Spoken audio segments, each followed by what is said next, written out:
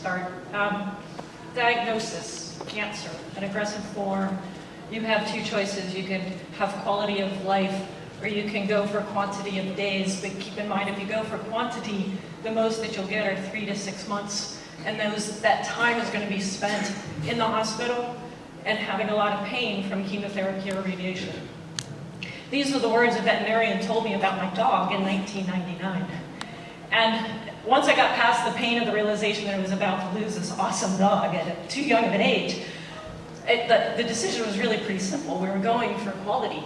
And from that moment on, there were no rules. Anything that dog wanted, he could have. And everything he wanted to do, we did. And it was during that period that I learned that he loved chicken liver so much that I look back at this time and I call it his chicken liver period. Because the second I pulled the carton out of the refrigerator, he was running around and he knew the carton. And it was just, this amazing time of just living every moment that I had while I had him.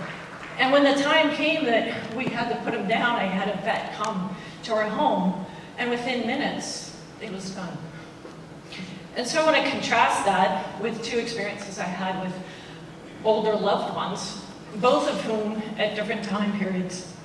We found ourselves in a situation where we had to take them to the hospital because we didn't know what to do, but it was against their wishes, but we had to take them to the hospital. And we immediately found ourselves in that swirl of confusion and pain and trying to navigate a very complex medical situation. And they're surrounded by strangers wanting to do things to them that they didn't want to have done. And yet we're confused. We're like, do we listen to the medical people or do we respect their wishes? And this went on for a period of time until we could finally grapple with our situation and realize enough was enough. We need to bring them home. And in both situations, the very next day, we got a phone call from the hospital informing us our loved ones had passed away. And we lived with this guilt and this pain of knowing that their last moments were alone in a hospital bed with strangers doing things to them that they didn't want to have done. And so this last December, a month and a half ago, I was at the bedside of my mother in a hospital with strangers around her wanting to do things that she wasn't sure she wanted to have done. And we were caught up in that familiar swirl of not knowing and dealing with this pain and this grief and this, oh my God, this might be it for mom moment. And this went on for days. And I finally found myself in a situation. I was by her bed alone. She was sleeping. And I was looking at her and just observing her and reflecting that my mom was a woman who was born of the era where bodily modesty mattered.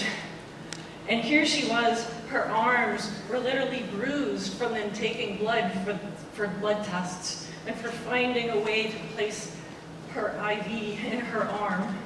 And she had a Foley catheter because they were measuring the output of her urine.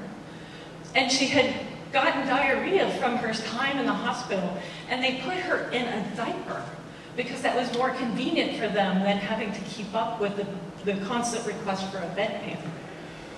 And so when she awoke, I knew we had to have this conversation. We had a choice we had to make. And so imagine being a child having this conversation with your parents of, Mom, given your wishes and what you know you do and don't want to have done to your body, there doesn't seem to be any more things that the medical people can do for you. What do you want to do? And my mom was fully with it mentally, and she took this all in and she thought about it, and she looked at me and she said, well, I could stay here with people who know what to do. They don't really care for me. Or I could go home with people who don't know what to do. But at least you love me. And all I could say was, you're right. Pretty astute observation, and yes, this is what we're dealing with. And she said, are you sure you want to take this on? And thankfully, my siblings and I were all aligned that this time we were going to do right by our mother. And I said to her, we are committed to doing whatever you want. And she took that in, and with a knowing kind of sigh, she said, I want to be with people who love me. And so at that moment, or that day, because I had to wait for them to show up, I mounted my pitch with the medical staff and essentially said to them that, no, her condition is not good. It's a really rather poor condition, but she's stable enough that at least I could get her home on hospice. And we have this window that if we wait any longer, we might get the things that happen to the elderly in hospitals if you keep them there too long. Pneumonia, infections, delirium. And we have this moment, I could get her home now. And it's December 24th, it's Christmas Eve. And for the first time in years, all of my siblings were actually in the house that we all grew up in.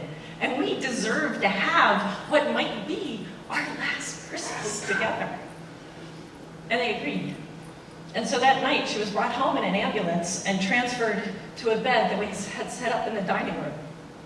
And as we sat around the kitchen table talking about what we just agreed to do, we suddenly heard this noise coming from the dining room, and we looked up, and it's our mother walking in her walker across the kitchen floor. And we leapt from the table. I'm like, Mom, what are you doing? And she looked at us, and she's like, go to the bathroom. What do you think I'm doing? And then it was at that moment that we knew we did the right thing. Because the mere fact of her being home, she found the strength to stand up and walk and begin to resume her normal life. And I'm here now, and my mom is still home. And I don't know how many days she has, but she's living her life her way. Her way.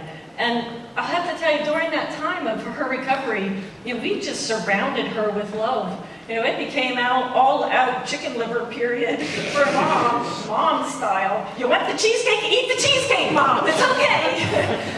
and we brought in loved ones that she hadn't seen in a long time. And we had some of the most precious moments of her telling stories that we never heard when times were different. All of a sudden, all these stories came out, and we had the most precious moments together.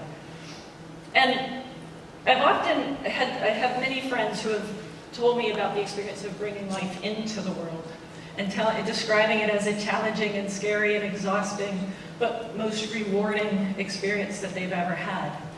And I'm here to say that I'm in the middle of potentially helping a life leave the world. And yes, it is really, really hard, and it is really scary, and it is really painful. But we have opened our arms and our hearts wider than we ever thought we could open them. And we lean so far into our love that the only thing that mattered to us was our mom's wishes and her safety and her comfort. And we've actually found ourselves nestled, cradled almost, in this incredibly precious place, potentially experiencing the most important act of love